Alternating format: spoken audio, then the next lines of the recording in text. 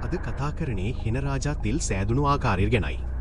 පුරාණ ලංකාවේ ගංවකුරෙන් වෙන් වූ කන්දක හදරබර ගම්මානයක ජීවත් වුණු පුලතිසි ඍෂිවරයා වනාහි මනුෂ්‍යසාරයක් පිරිපුන් ධාර්මික ජීවිතයක හිමිකරුවන් වූසේක.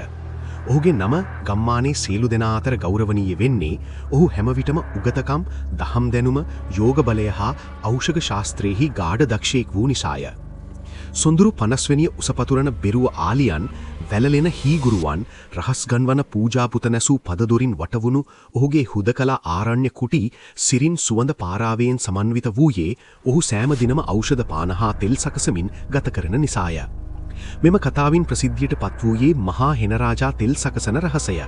මේ තෙල් සෑදෙන්නේ රෝගයෙන් භාජනීය වූ සිරුර පුරා අවශෝෂණීය වී ගිහින් ශක්තිය නැති වූ හෙරමස්සයන්ගේ බිඳ වැටුණු අස්ථි හා සන්ධි ගැටලුවෙන් පෙළෙන අය සුවකරණය.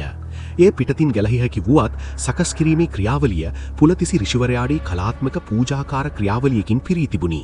ඔහු පෙරදින උදෑසන තායන හිරු කිරිල්ලිය යට මුල්, කොළ හා ගස්වල සුරකිපු පළපත් රසකාර ද්‍රව්‍ය එකතු කරගත්තා.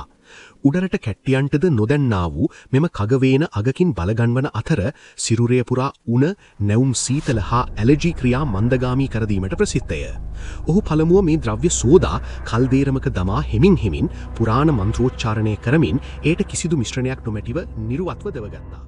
නිවැරදි වෙලාවට නිවැරදි තාපයට යටත් කළාය. මේළඟ බව කියනුයේ තෙල්සාරය හෙළන ඖෂධ ශක්තියය. කාලතපේ යනුවෙන් ඔහු පැසුවා. ගිනියෙන් උණුසුම් වූ තෙල කිහිපයක දුරටත් සුවඳ හුස්මක් විහිදුවන විට ඍෂිවරයා කගවේන අග අරගෙන හීනෙන්ම පරාක්‍රමශීලී මන්ත්‍රෝච්චාරණයක් මැද දහර කහස යට තබන සේක. කතාවදී එයිනම් මේ මන්ත්‍ර බලය තුලින් පෙනෙන ගිනි ඇගල් තුල එන සෞභාග්‍ය කුසල ශක්තිය තෙල් තුලට ඇතුළු වීම පිළිබඳ.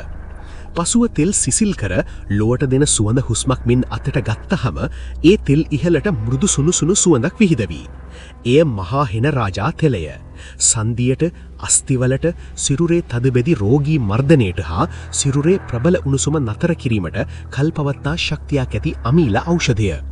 පුලතිසි ඍෂිවරයාගේ මේ රහස් භූත කුසලානයක් යුගයෙන් යුගයට පැවතින කතාවක් බවට පත් වුණා.